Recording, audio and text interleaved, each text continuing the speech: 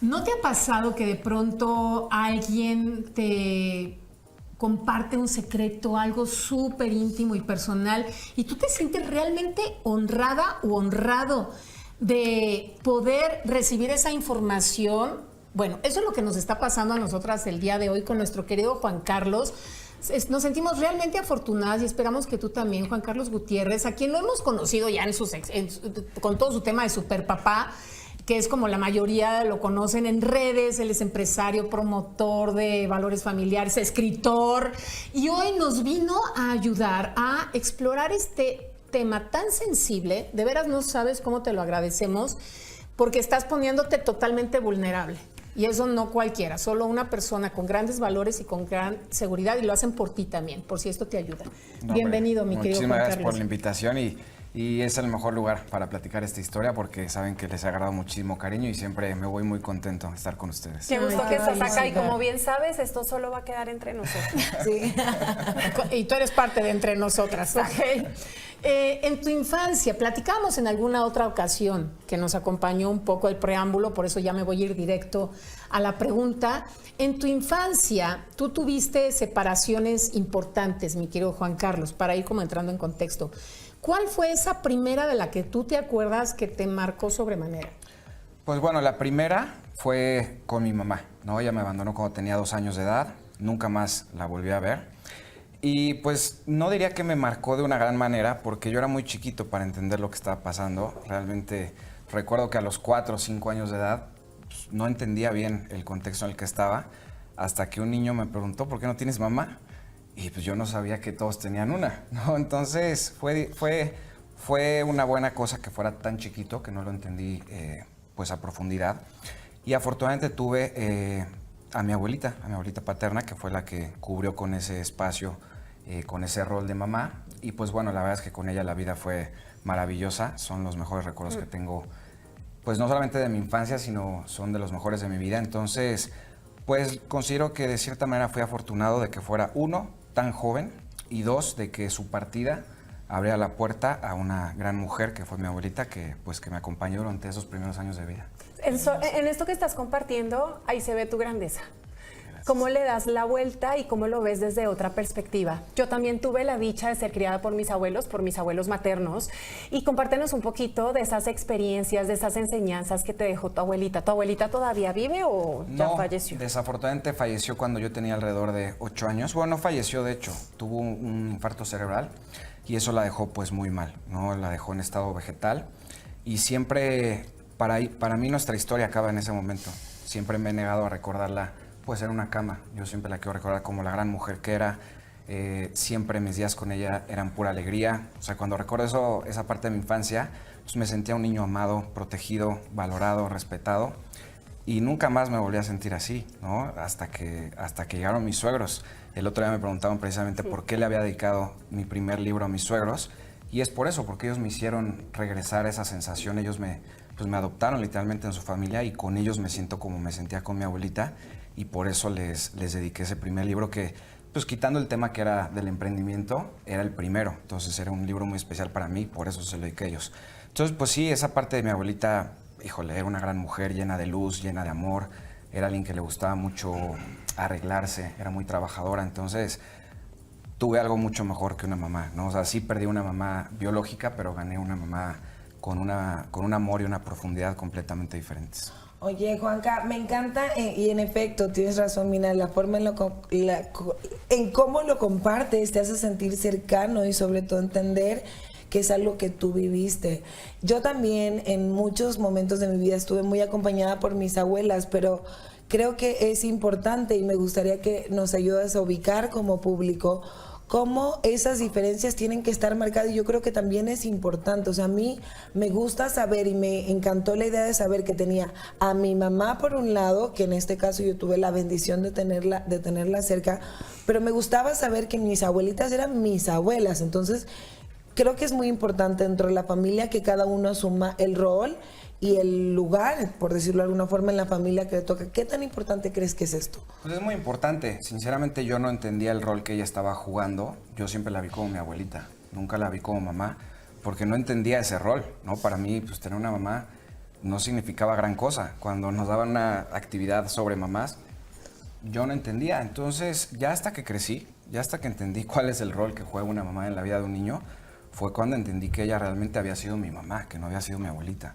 Entonces, ahí nuestra historia cobró una profundidad completamente diferente y de hecho esa fue una gran inspiración para empezar a crear contenido, ese agradecimiento, poder transmitirle a otras personas los valores y los regalos que me dio mi abuelita.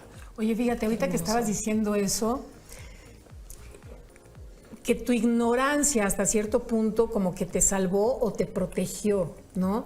Pienso yo ahorita en papás o mamás que estén pasando por una situación en la que una de las dos partes se fue. Lo primero que se recomienda es sentarte a hablar con el niño y explicarle la situación que está ocurriendo, ¿no? Tratando de quitarle la carga emocional y la culpabilidad que el niño pudiera sentir de se fue por mí, que hice mal, ¿no?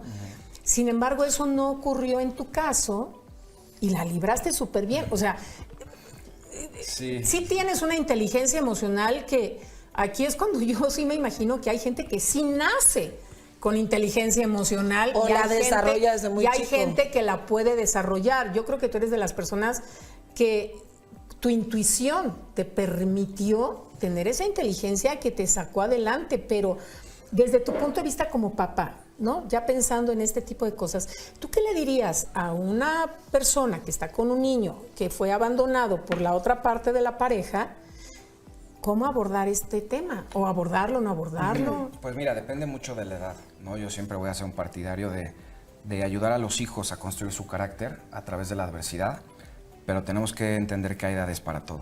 Si a mí me hubieran dicho a los 3, 4 años, tu mamá te abandonó, no lo vas a volver a ver nunca en tu vida, híjole, creo que hubiera sido demasiado fuerte. Entonces, no soy psicólogo, también sé que los psicólogos muchas veces se equivocan, no hay reglas escritas, pero si pudiera darles un consejo es cuidado con las edades, hay edades para todo. Los 10 años es entendible que le digas a tus hijos la verdad sobre su papá o la verdad sobre su mamá, pero si no le permites de cierta manera construirles un mundo más bonito, a lo mejor hasta un poquito color de rosa, durante los primeros años, para que ellos puedan construir su autoestima y su amor propio, pueden no estar listos y puede derrumbarlos, ¿no? Yo supe el nombre de mi mamá hasta los 12 años, ¿no? Era un tema del que no se hablaba en mi casa.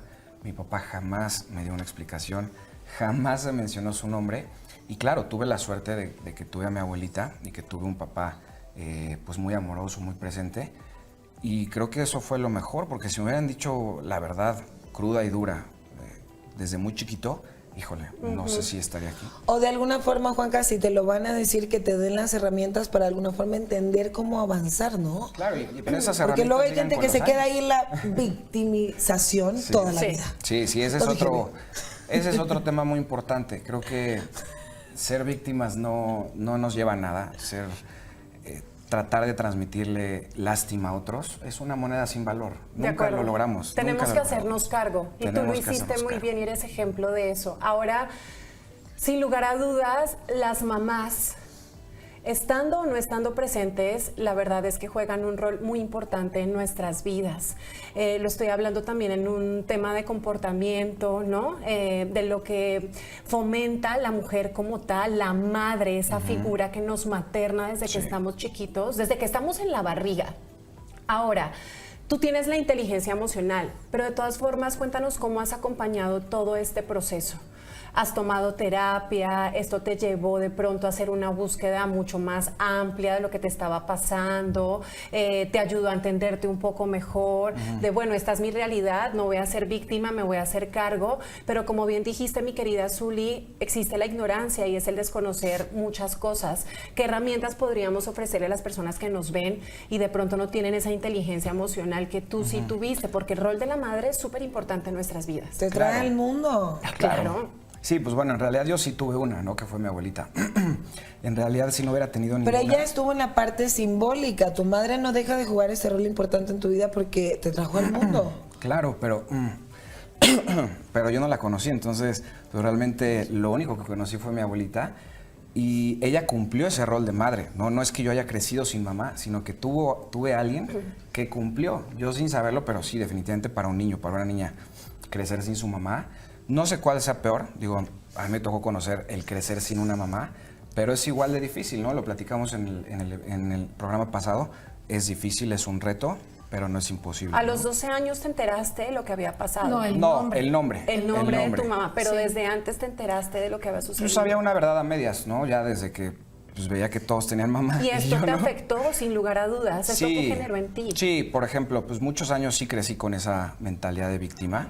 Durante muchos años pues vendía la historia del niño abandonado, el niño que fue violentado, que trataron mal.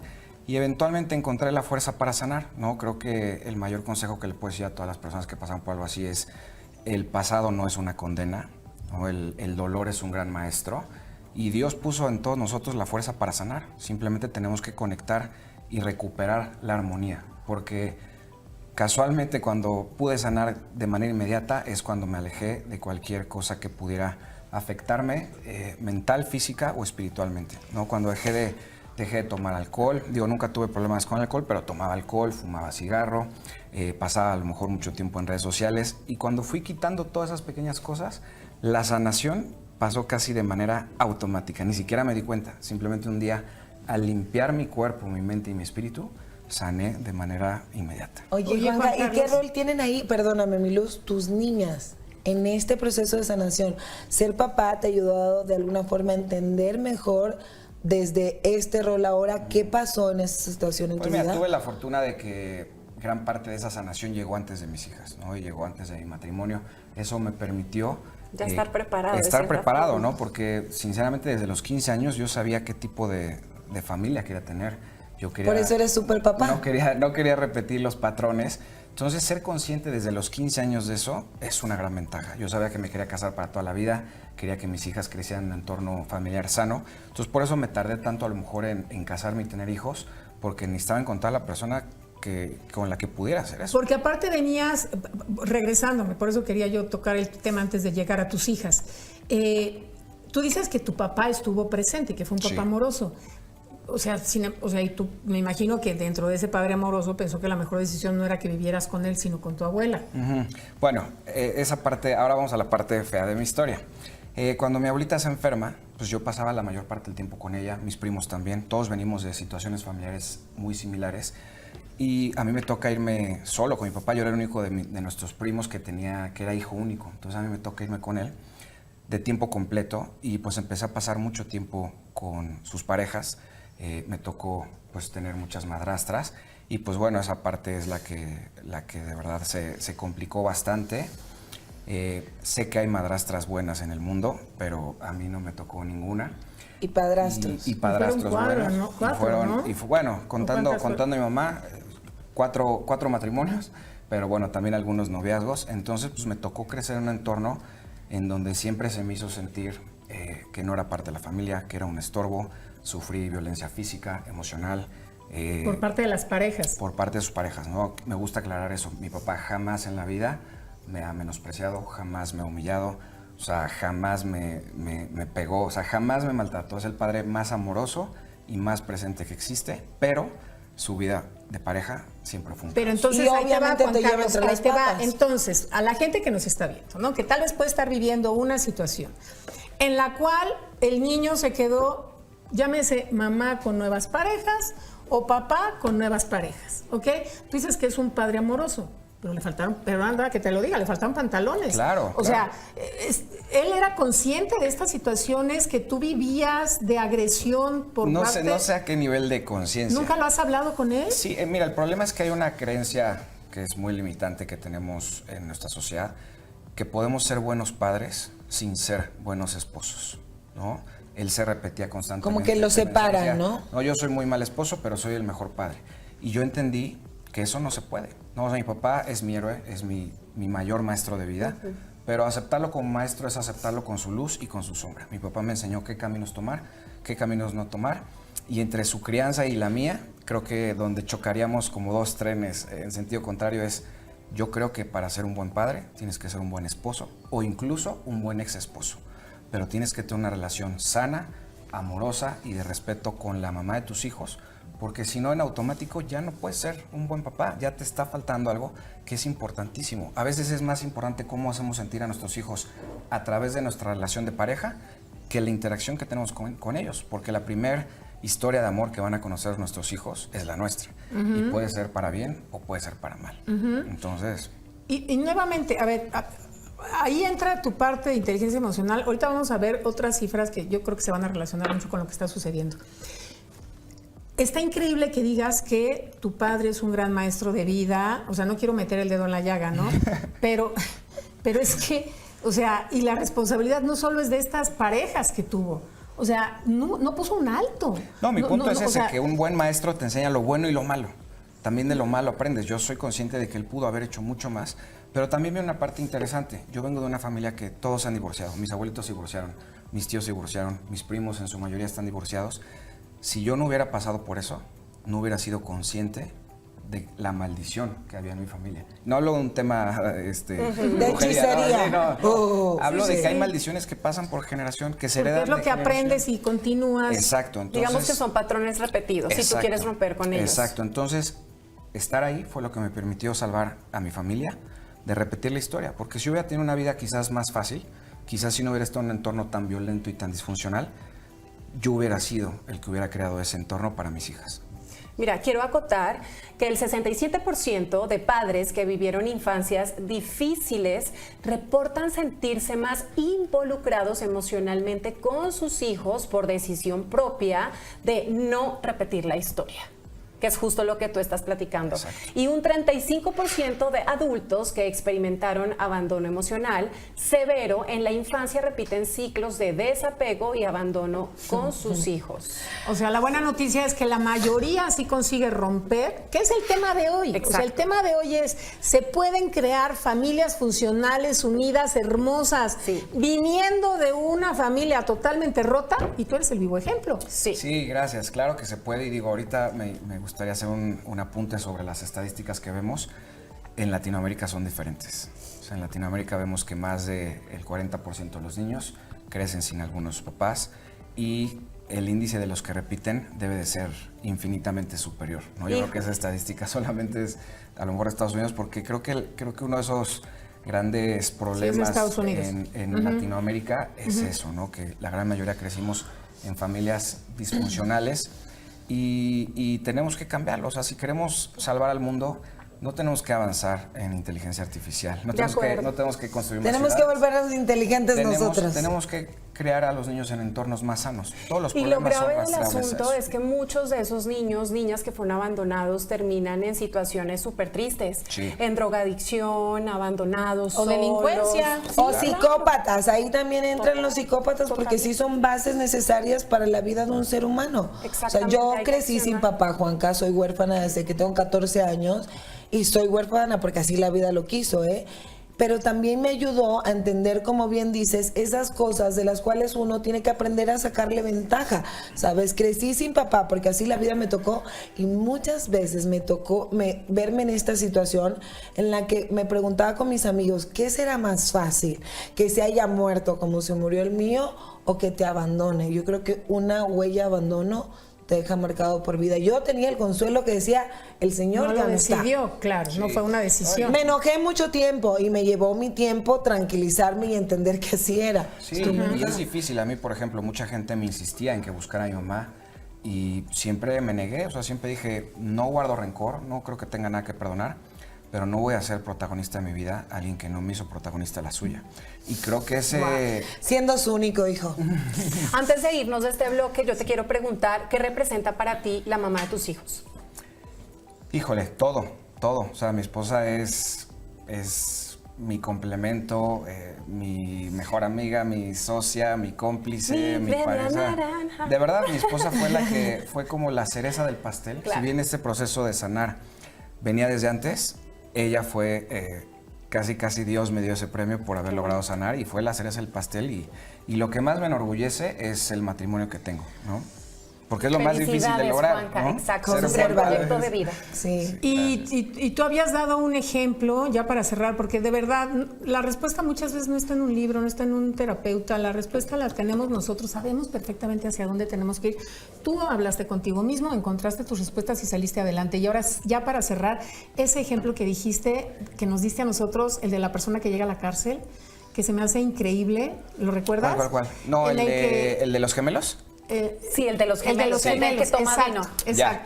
Bueno, la historia son dos gemelos que llegan al funeral de su papá, que murió por alcoholismo. Entonces, cuando llegan al funeral, un mesero les dice, oigan, les ofrezco una copa de vino. Y los dos contestan al mismo tiempo. Uno dice sí y otro dice no. Entonces el mesero sorprendido dice, qué raro que siendo gemelos, que tuvieron el mismo papá, que crecieron en la misma familia, tengan respuestas tan diferentes. Entonces les pregunta, ¿por qué? Y los dos contestan al mismo tiempo, porque mi papá era alcohólico. Entonces los dos tenían la experiencia de vida, los dos habían La pasado por lo lección. mismo, pero solo uno desarrolló el criterio para saber que ese no era el camino que quería para sí mismo. Es Me una encanta lección. esa historia. Con Sí. todos los mensajes, con estos mensajes te invitamos a que tú también te quedes reflexionando y sí, sí puede haber un futuro mucho mejor, aunque no lo creas, pese a lo que hayas tú vivido y aquí tenemos el vivo ejemplo. Muchísimas Hay que echarle gracias, mi ganas. querido Juan Carlos. Gracias, Juanca. Sean vitamina. Libros para recomendar. Sean vitamina. Nos vamos a una breve pausa, pero continuamos con muchísimo más aquí en Café con Canela.